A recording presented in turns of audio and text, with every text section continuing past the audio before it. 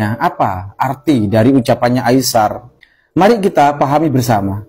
I live sendiri aja, nggak apa-apa. At the end of the day, sales will go. Better I do my own self. I will sell for them. What's the difference? And then going down the engagement. Is it true or not? At the end of the day, they want sell, right? Then they want engagement. Which one they want? Aisar berkata, better I do my own self. Lebih baik aku lakukan sendiri.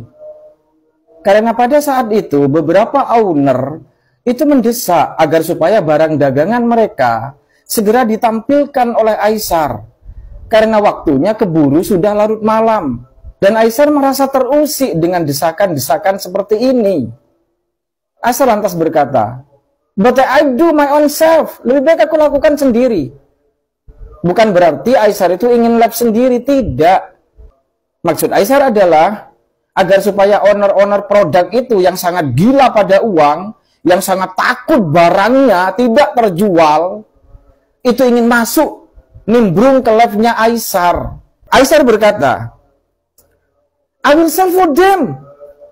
Aku akan jual pada mereka, yaitu pada penonton live-nya Aisar. Jangan khawatir, aku akan jual pada mereka.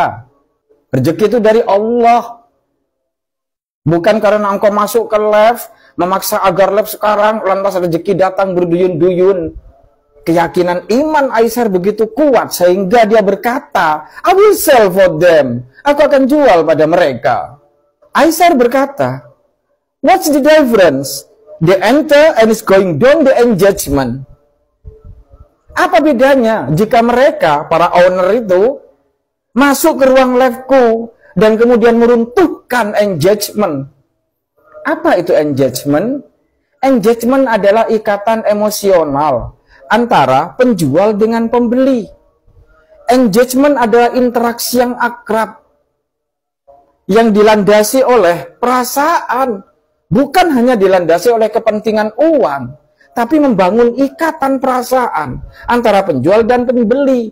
Dan Aisar berkata, what the difference if they enter and is going down the engagement?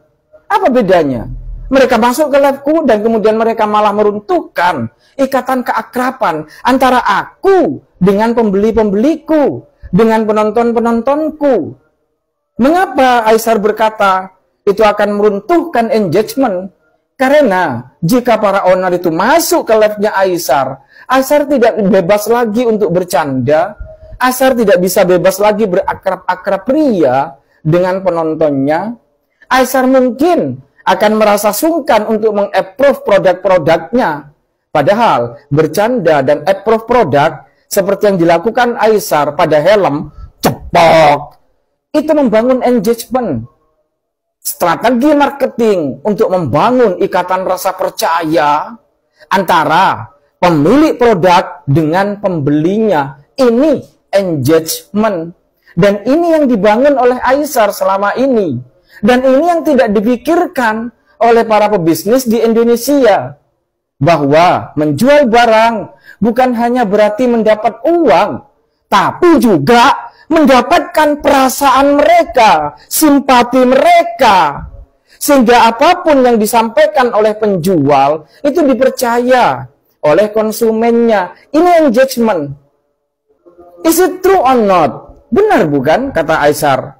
Saya menjawab, benar Aisar. Kata Aisar lagi, at the end of the day, they won't sell, right? Nanti pada akhirnya mereka cuma ingin menjual, bukan? Dan they want engagement. Daripada mereka menginginkan engagement. Aisar berkata dengan tegas, langsung meninju para pebisnis Indonesia. Pada akhirnya yang kamu inginkan hanya uang, bukan?